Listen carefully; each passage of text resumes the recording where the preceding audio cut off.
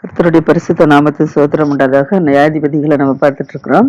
நியாயாதிபதிகளை நீகா சுரூபத்தை உருவாக்கி அதை லேவியனை பிரதிஷ்டை பண்ணி அங்கே வச்சிருக்கும் போது இஸ்ரேல் பெரிஸ்த பெத்லேகம் தேசத்தில் உள்ள மக்கள் அங்கே 5 பேர் தேசத்தை நமக்கு சுதந்திரிக்கிறதுக்கு வேவு பார்க்க வந்திருக்க சமயத்தில் ஆசாரியன் மீகா வீட்டில் இருக்கிறத பார்த்து உனக்கு என்ன வேலைன்னு சொல்லி கேட்கும்போது அவங்க என்னை இப்படி நாங்கள் வந்தேன், இப்படி என்னை அங்கே நீ ஆசாரியன் ஆக்கி வச்சிருக்கிறாங்க, நாங்கள் ஆசாரிய வேலை பண்ணிட்டு இருக்கேன்னு சொன்ன உடனே அதை மற்றபடி நினச்சிறாங்க. இவங்க அந்த லாயிஸ் ஊருக்கு பட்டணத்துக்கு போய் வேவு பார்த்துட்டு வந்துட்டு ஊரில் பெத்லேகம்லேருந்து சொல்லும்போது அங்கே ஆயுத பணிகள் 600 பேரை அனுப்பி விட்டுருப்பாங்க.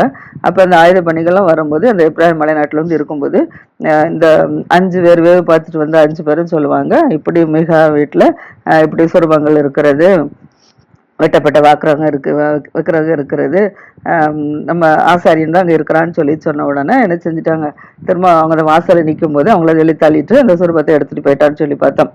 சுரூபங்களை எடுத்துகிட்டு போகும்போது ஆசாரியன் என்ன செய்கிறான், அவனுக்கு வேலை இப்போ ஆசாரிய வேலை 1 வருஷத்துக்கு 10 தாளந்து மாட்டு வஸ்திரங்கள்லாம் சாப்பாட்டுலாம் தருவேன்னு சொல்லி தான் மிகா வீட்டில் வச்சிருக்கிறான்.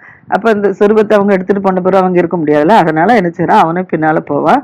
பின்னால் போகும்போது அவங்க திட்டுவாங்க, நீ ஒருத்தனுக்கு ஆசாரியனா இருக்குது நல்லதா, நீ பெத்லேகம் தேசத்துல உள்ள யூதாவில் எல்லாத்துக்கும் நீ ஆசாரனா இருக்குது நல்லதா, ஒரு மனுஷனுக்கு இருக்கிறது நல்லதா, நம்ம மற்ற ஜனங்களுக்கு ஆசாரன் இருக்கதா நல்லதா, அதனால சத்தங்கடா வான்னு சொல்லிட்டு நினைச்சிருவாங்க. அவங்க போயிட்டு இருப்பாங்க. தூக்கிட்டு போனோடனே ஆசாரியன் பின்னாலே போய்கிட்டே இருப்பான் அந்த லேவியன். அப்போ மீகா என்ன செய்வான்னா, நம்ம ஆசாரண்யம் போயிட்டா நம்ம வெட்டப்பட்ட இது சொர்வங்களும் போயிடுச்சு அப்படின்னு சொல்லிட்டு பின்னால என்ன செய்வான், நடந்து வந்துட்டே இருப்பான். அப்பதான் அந்த தான் புத்திரர்கள், என்ன தான் தேசத்துல நடந்ததுல தான் புத்திரர்கள் கேட்பாங்க மீகாவை பார்த்து, நீ என்ன இந்த அந்நிய ஜாதிகளோடு நீ போறது என்ன அப்படின்னு சொல்லி கேட்கும்போது அவன் என்ன சொல்றான் அப்படின்னா, இப்படி ஆசாரியனே இப்படி பொருட்கள்லாம் தூக்கிட்டு போயிட்டாங்க அப்படின்னு சொன்ன உடனே இப்போ இந்த தான் புத்திரர் அவர்களும் சொல்லுவாங்க, நீ எங்க காதுகள் கேட்க என்ன செய்யாத, நீ பேசாத, நீ பேசுனா கோபிகள் ஒன்று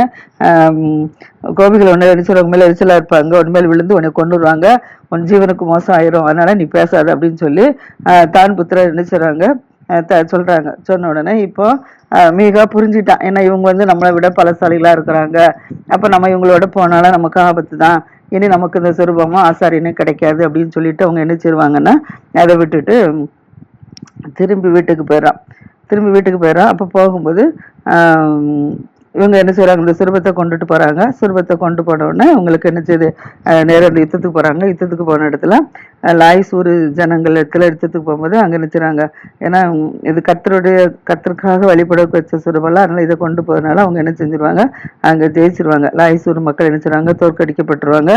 இவங்க ஜெயிச்சிருவாங்க. ஏன்னா லாயிஸ் ஊர் மக்களுக்கு உதவி செய்யறதுக்கு யாருமே கிடையாதுனால அவங்க அவ்வளவுத்தையும் என்ன செஞ்சிருவாங்க, தான் மக்கள் அவ்வளோத்தையும் வெட்டி கொண்டு போட்டுட்டு என்ன செய்றாங்க, இவங்க தன்னுடைய தேசத்துக்கு என்ன செஞ்சுறாங்க, வந்துடுறாங்க. அது மாத்திரமல்ல அந்த சுரூபத்தை என்ன செய்றாங்க, எடுத்துட்டு வராங்க. எடுத்துட்டு அந்த லாயிஸ் ஊர் மக்கள் அந்த பட்டணத்துல என்ன செஞ்சாங்கன்னா, இவங்க அது ஜெயிச்சதுனால லாயிஸ் என்ற பெயருக்கு பதிலாக இவங்களுடைய கோத்திரத்தின் நாமத்தின்படியே தானுடைய நாமத்தின்படி அதுக்கு தான் என்று சொல்லி என்ன செய்றாங்க, பேரிடுறதை நம்ம பார்க்குறோம். தான் சொல்லி பேரிடுறாங்க. இப்போ தான் புத்திரர்கள் என்ன செய்றாங்க, அந்த சுரூபத்தை தங்களுக்கு என்ன செய்றாங்க, ஸ்தாபித்து வச்சுக்கிட்டாங்க. அது யார் வச்சிருக்கா அப்படின்னா, மனாசேன் குமாரனாகிய கெர்சோனின் மகன் யோனத்தான், அவனுடைய குமாரர் எல்லாரும் என்ன செய்றாங்கன்னா, அந்த தேசத்தில் சிறைப்பட்டு போன நாள் வரைக்கும் என்ன செய்றாங்க, அந்த தான் கோத்திரத்தாருக்கு அவன் என்ன செய்றான், ஆசாரியனா இருக்கிறான். அந்த சுரூபம் அங்க இருக்குது. அதன் மொத்தம் தான் கோத்திரத்தாருக்கு அந்த லேவியன் என்ன செய்றான், ஆசாரியனா இருக்கிறான். அப்புறம் அது தேவனுடைய ஆலயம் சீலோவில் இருந்த காலம் முதல் அவர்கள் மீகா ஒன்று பண்ண சுரூபத்தை தான் என்ன செய்றாங்க, வைத்து வழிபட்டு கொண்டிருக்கிறாங்க. தேவனுடைய ஆலயம் சீலோவில் இருந்த காலம் முழுவதும் அவர்கள் மீகா ஒன்று பண்ண சுரூபத்தை தான் வச்சு கொண்டிருக்கிறாங்க. இப்போ 19வது அதிகாரம். இப்போ என்ன, இஸ்ரேல் தேசத்துல ராஜா இல்லாத நாட்கள்ல இப்போ எப்ராயிம் மலையில் அருகே என்ன செய்றாங்க, ஒரு பரதேசியாய் தங்கின ஒரு லேவியன் இருக்கிறான். இஸ்ரேல் ராஜா இல்லாத நாட்கள்ல எப்ராயிம் மலைகள் அருகே பரதேசியா தங்கின ஒரு லேவியன் இருக்கான். அவன் யூதாவில் உள்ள பெத்லேகம் ஊராகிய ஒரு ஸ்திரீ எனக்கு வச்சுறான், தனக்கு மறுமனை ஆட்டிக்கு கொண்டுக்கிறான். திருமணம் முடிக்கல, மறுமனை ஆட்டியாக்கி அவன் என்ன செய்யறா வச்சிருந்திருக்கிறான். இந்த சமயத்துல அவள் என்ன செஞ்சுட்டான், அவனுக்கு என்ன செய்யறான், துரோகம் பண்ணி விபச்சாரம் பண்ணிட்டான். துரோகமாக விபச்சாரம் பண்ணி இருந்ததுனால அவன் என்ன செய்றான், தன்னுடைய தகப்பன் அவளுடைய தகப்பன் வீட்டுக்கு என்ன செஞ்சுட்டான், இந்த ஆசாரியன் அவளை அனுப்பி விட்டுட்டான். இப்போ வந்து அவன் என்ன செய்றான், அங்கே இருக்கிறா. அது வந்து எந்த இடம்னா யூதாவில் உள்ள பெத்லேஹேம் ஊரில் இருக்கிற தன்னுடைய தகப்பன் வீட்டுக்கு அவளை என்ன செய்றான், அனுப்பிவிட்டான். அங்கே வந்து அந்த 4 மாதம் என்ன செய்றா, அங்கே போய் இருக்கிறான். காரணம் தன்னுடைய தகப்பன் தன்னுடைய கணவனுக்கு துரோகம் பண்ணி விபச்சாரம் பண்ணதுனால வீட்டுக்கு அனுப்பப்பட்டு அங்கே 4 மாதம் வரைக்கும் இருக்கா.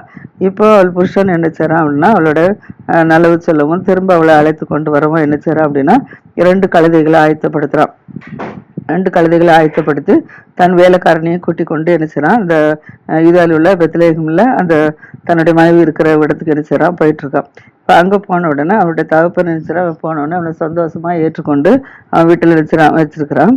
இந்த சமயத்துல ஸ்திரீயின் தகப்பன் என்ன செய்றான், அவளை சந்தோஷமா ஏற்றுக்கொண்டது மாத்திரமல்ல, அவளை என்ன செய்றான், அங்க இருக்க முடியாத வச்சிருக்கிறான். 3 நாள் வரைக்கும் என்ன செய்றான், அந்த லேவியன் என்ன செய்றான்னா தன்னுடைய மாமனார் வீட்டில் 3 நாட்கள் வரைக்கும் என்ன செய்றாங்க, இருக்கிறான். அங்கே இருந்த பிறகு அங்கே புசித்து குடித்து ராத்தங்கி சந்தோஷமா அங்கே இருக்கிறாங்க. இப்போ 4ஆம் நாள் ஆயிற்று. 4ஆம் நாள் ஆன உடனே அவன் என்ன செய்றா, காலையுமே எழுந்திருந்து நான் பிரயாணப்பட்டு போறேன் அப்படின்னு சொல்லி தன்னுடைய மாமனார்கிட்ட என்ன சொல்றான். சொன்ன உடனே அவன் மாமனார் என்ன சொல்றாருன்னா, கொஞ்சம் அப்பமும் புசித்து உன் மனதை நீங்க தேற்றிக்கொள், அதுக்கப்புறம் நீங்க என்ன செய்யலாம், நீங்க புறப்பட்டு போகலாம் அப்படின்னு சொல்றான். உடனே என்ன செய்றாங்க, அங்கே உட்கார்ந்தாச்சு. உட்கார்ந்து 2 பேரும் என்ன செய்றாங்க, அங்கேயே புசித்து குடித்து அங்கே இருக்கிறாங்க. இப்போ ஸ்திரீயின் தகப்பனோட பார்த்து சொல்றான், நீ தயவு செய்து உன் இருதயம் மகிழ்ச்சியா இருக்கும்படி இந்த ராத்திரிக்கு நீ இங்கே இரு, நீ போக வேண்டாம் அப்படின்னு சொல்றான். ஏற்கனவே 3 நாள் இருந்துட்டான். 3 நாள் கழிச்சு 4ஆம் நாள் காலையில போகும்போதும் சொல்லிட்டான், நீ போக வேண்டாம், இங்கே அப்போ புசித்து குடித்துங்க இருக்கலாம் அப்படின்னு சொன்னோன்னே இருந்தாச்சு. இப்போ அடுத்தபடியாக என்ன செய்றான் அப்படின்னா, அடுத்த நாள் காலையில் எழுப்பி போகும்போது நினைக்கும் போது தான் உன் இருதயம் இங்கே இருக்கட்டும், நீ போக வேண்டான்னு சொன்ன உடனே அவன் என்ன செய்றான், தன்னுடைய மாமனார் வந்து கேட்குறாருன்னு சொல்லிட்டு போகாதபடிக்கு அங்கே ராத்திரி அங்கே தங்கிட்டான். இப்போ 5ஆம் நாள் ஆயிற்று. 5ஆம் நாள் 5ஆம் நாள்ல அதிகாலமே என்ன செய்றான், அவனு போகணும்னு சொல்லி எழுந்திருக்கிறான். அப்போ எழுந்திருக்கும் போது அந்த ஸ்திரீன் தகப்பன் சொல்றான், உன் இருதயத்தை நீ என்ன செய்ய, நீ தேற்றிக்கொள்ளு. அதுக்கப்புறம் என்ன செய்றான், 5 நேரம் ஆன பிறகு நீ தாமதத்திலிருந்து இருவரும் நீங்க என்ன செய்யலாம், நீங்க போஜனம் பண்ணுங்க அப்படின்னு சொல்றான். பின்பு அவனும் மறுமணி ஆட்டி என்ன செய்றாங்க, இந்த வேலைக்காரனும் அது சொன்னபடி திரும்ப போகலான்னு சொல்லி கிளம்புறாங்க. அப்போ போகலான்னு சொல்லி எழுந்திருக்கும் போது அந்த ஸ்திரீயின் தகப்பனாகி அவனுடைய மாமன் சொல்லுதான், பொழுது அஸ்தமிக்க போயுது, சாயங்காலம் ஆயிற்று, அதனால ராத்திரிக்கு நீங்க என்ன செய்யுங்க, இருங்க, நீங்க இப்போ போக வேண்டாம், மாலை மயங்கிடுச்சு, மாலை மயங்கிற வேலையாயிட்டு, அதனால இங்க போக வேண்டாம், அவங்க இருதையும் இங்கேயே சந்தோஷமா இருக்கும்படி நீங்க இங்கே ராத்தங்குங்க, இருட்டோட எழுந்திருந்து காலையில அவங்க என்ன செய்யலாம், அவங்க வீட்டுக்கு போகலாம் அப்படின்னு சொல்றான். அதன்படியாக அந்த மனுஷனை என்ன செய்யறான், ராத்திரிக்கு இருக்க மனதில்லை. ஏன்னா இது வரைக்கும் 3ஆம் நாள்ல இருந்து சொல்லிட்டு இருக்கா, நான் போறேன்னு சொல்றான். காலையில கிளம்பும்போது காலையில விட மாட்டான், சாயங்காலம் கிளம்பும்போது சாயங்காலம் விட மாட்டான் மாமனார். அப்படியே அவனை வருந்தி அழைத்து இருந்தனால அப்படி இருந்துட்டே இருந்தான். ஆனா இப்போ என்ன செஞ்சுட்டான் அப்படின்னா, ராத்திரி ஆயிடுச்சு, நீங்க போக வேண்டாம், காலையில என்ன செய்றேன், நான் உங்களை அனுப்பி விடுறேன் அப்படின்னு சொல்றான். ஆனா இவன் என்ன செய்றான்னா, இந்த நேரம் அவனோட மாமனார் சொல்ல என்ன செய்யல, கேட்கல. ஏன்னா வந்து வயதுல பெரியவங்க சொல்ல என்ன செய்ய, இத்தனை நாள் கேட்டு திரும்ப இப்படி சொல்றாருன்னு சொல்லிட்டு அவன் என்ன செய்றான், கேட்கறதுக்கு விருப்பம் இல்லாதபடிக்கு என்ன செய்யறான், கிளம்பிட்டான். விருப்பம் இல்லாதபடிக்கு கிளம்புனோன்னே உடனே என்ன செய்ய, 2 கழுதையெல்லாம் சேனம் வைத்து தன் மறுமணியாட்டியும் கூட்டி கொண்டு எழுந்து புறப்பட்டு எருசலேமுக்கு எபூசுக்கு நேராக வரான். யாரு, அவனும் அவனுடைய வேலைக்காரன் அவனுடைய மறுமணியாட்டி 3 பேரும் சேர்ந்து என்ன செய்றாங்க, 2 கழுதையெல்லாம் ஏறி கிளம்பி என்ன செய்றாங்க, போறாங்க. இப்போ அவங்க போகிற போது பொழுது அஸ்தமிக்க போகுது. அதனால சாயங்காலம் ஆயிற்று. ராத்திரிங்க இருங்க, மாலை மயங்கிற வேலையாயிட்டு, உங்க இருதயம் இங்கேயே சந்தோஷமா இருக்கட்டு, காலையில எழுந்திருந்து போகலான்னு சொல்லி கீழ்ப்படியாதபடிக்கு இந்த நேரத்துல என்ன செஞ்சுட்டாங்கன்னா, 2 கழுதையும் சேனம் கட்டி மறுமணியை கூட்டி கொண்டு நேரம் எழுந்து புறப்பட்டு போறாங்க. புறப்பட்டு போகும்போது எருசலேமை ஆகிய எபூசுக்கு நேராக நினைச்சுறாங்க வராங்க.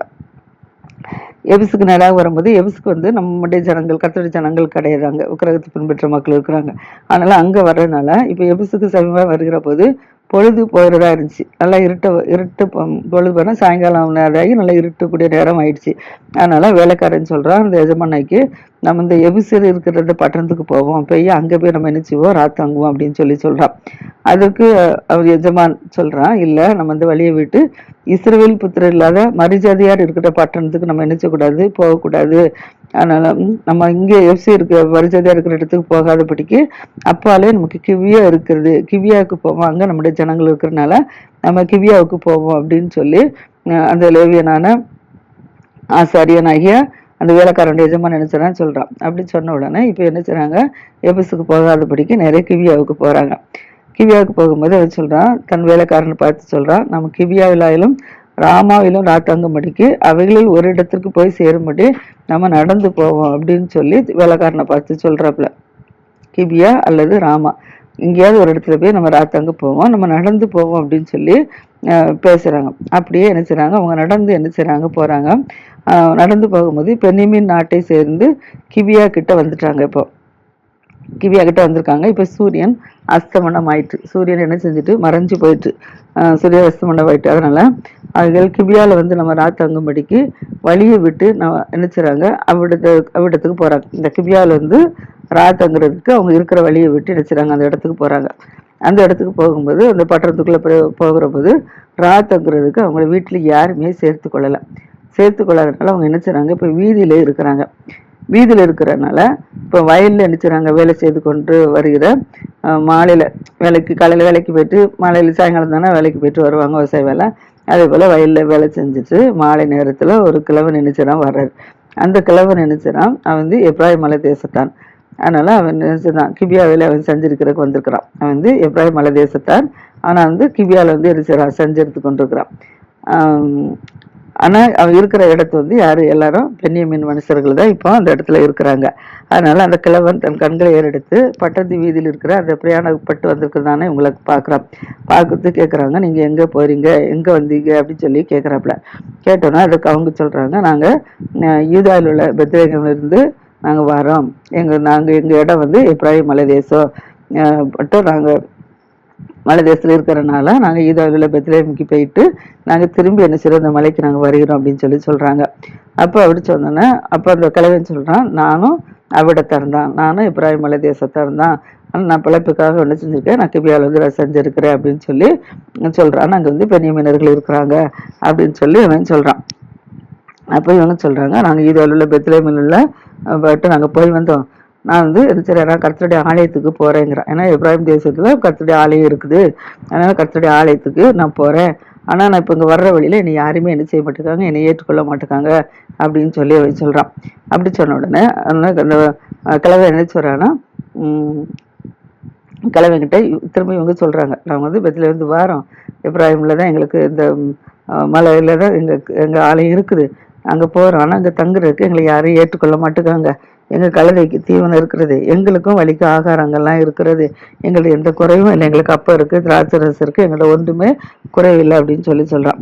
அப்ப அந்த கிழவன் சொல்றான், உனக்கு சமாதானம், உன்னுடைய குறைவுகள்லாம் உண்மையில் இருக்கட்டும், நீ என்ன செய்யாத, நீ வீதியில மாத்திரம் தங்க வேண்டாம் அப்படின்னு சொல்லி சொல்றான். வீதியில தங்க வேண்டாம் சொன்னோடனே அவனை என்ன செய்றான், தன் வீட்டுக்கு என்ன செய்றான், அழைத்து கொண்டு வரான். ஏன்னா அவனுக்கு தெரியும் கிபியாவில் உள்ள பென்னியமீன் மக்கள் எப்படிப்பட்டவர்கள்னு சொல்லி அவங்க தங்கி இருக்கிறதுனால அந்த கிழவருக்கு என்ன செய்ய தெரியும். அதனால அவர் என்ன சொல்றாரு, நீங்க இந்த வீதியில் மட்டும் என்ன செய்ய வேண்டாம், நீங்க தங்க வேண்டாம், நீங்க எங்க வீட்டுக்கு வாங்க, நான் உங்களை அழைச்சி கொண்டு போறேன், உங்க கழுதைனுக்கு நான் தீவனம்லாம் போடுறேன் அப்படின்னு சொல்லி என்ன செய்றான், இவன் அழைத்து கொண்டு போறான் வீட்டுக்கு.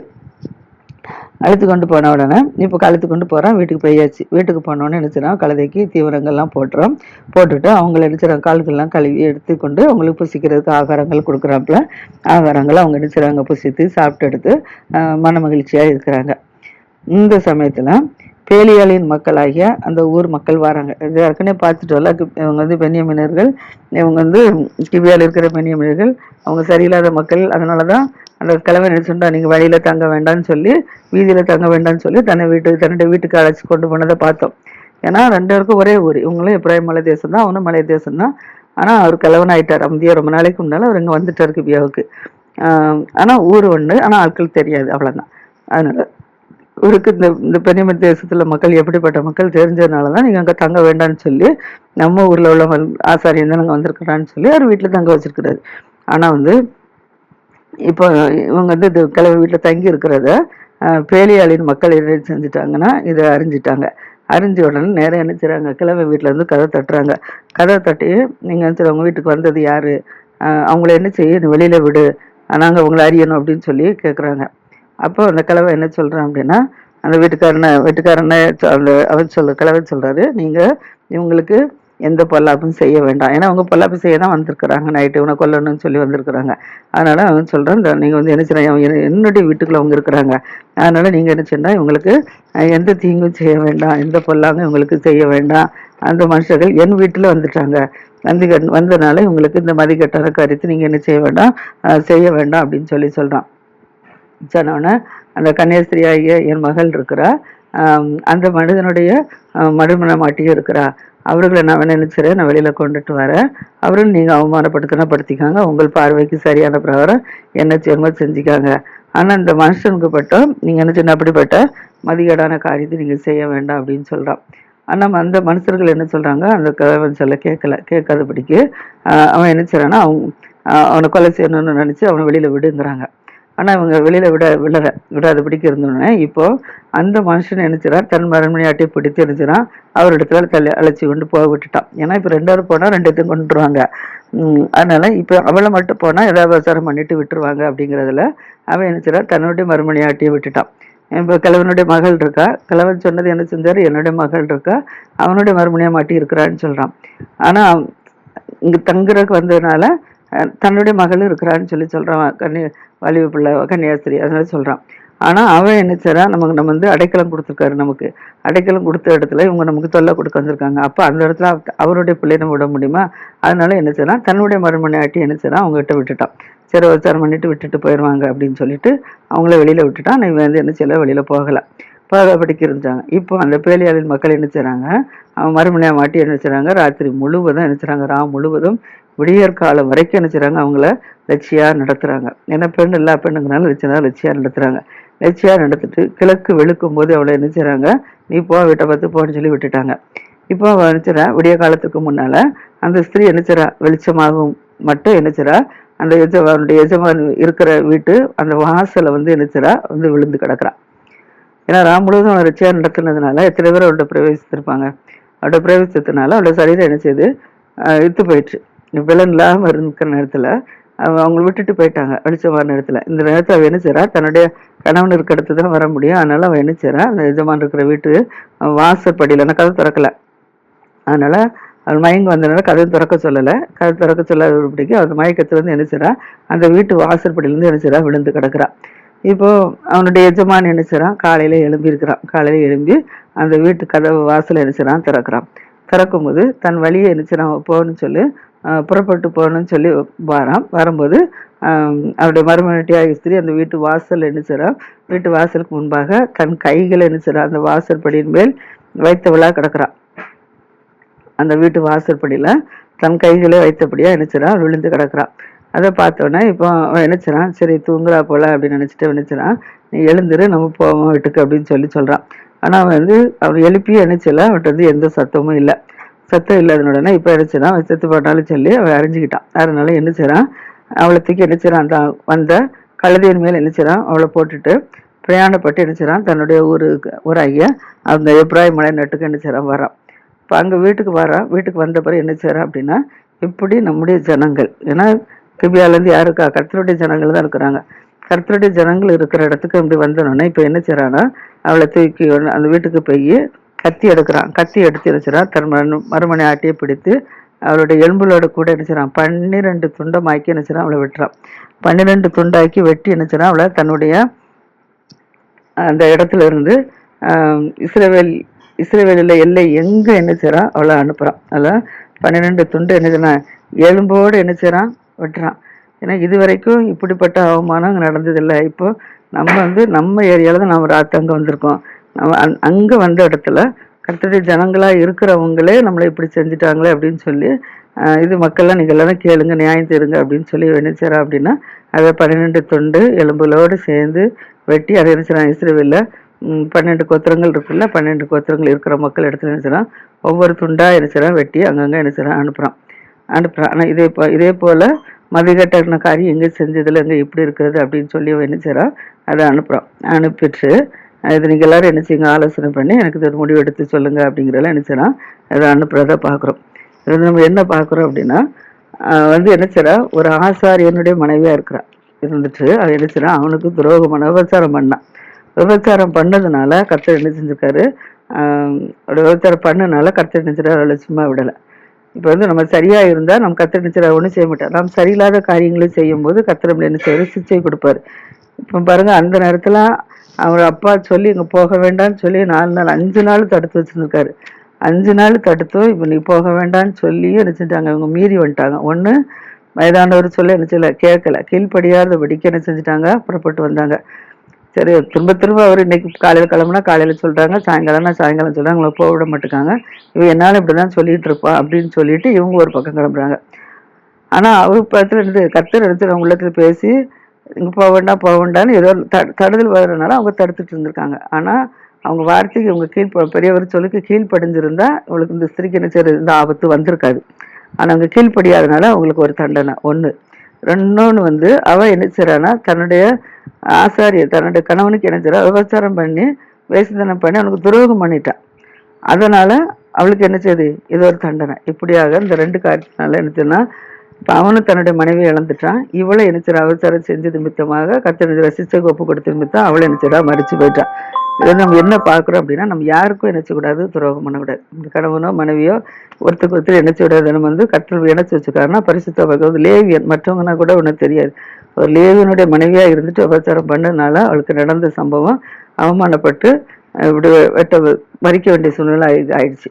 அதில் இப்படிப்பட்ட சூழ்நிலைக்கு நம்ம இடம் கூடாதபடிக்கு நம்ம ஒவ்வொருவரும் என்ன செய்வோம், நம்ம பரிசுத்தமாக இருப்போம். கர்த்தர் நம்மளை பாதுகாத்துக் கொள்வார். அதே போல் நமக்கு வயதில் பெரியவர்கள் நம்ம சொல்லும் போது என்ன செய்யணும், நம்ம கீழ்ப்படியணும்.